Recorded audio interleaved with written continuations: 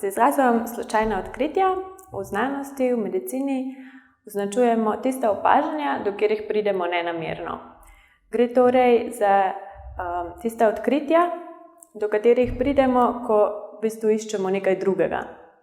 Jaz sem z to razstavo izbrala naslov Slučajna odkritja, zato ker se mi zdi, da moje slike nekako lepo odražajo ravno to, da v umetnosti ali pa kar v življenju nasploh zelo pogosto pri iskanju rešitev specifičnih vprašanj najdemo odgovore na neka druga vprašanja.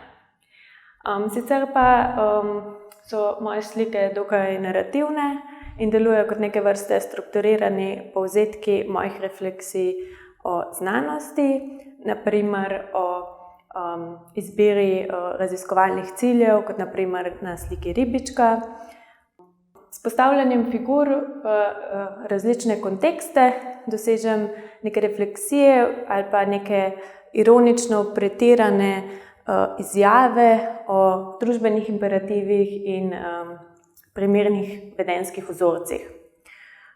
Zanima me predvsem demistifikacija tradicionalnih družbenih vlog, položaj ženske v različnih situacijah, njene individualne identitetne spremembe, ki se na primer zgodijo v času materinstva, kot na primer na sliki Zmenek.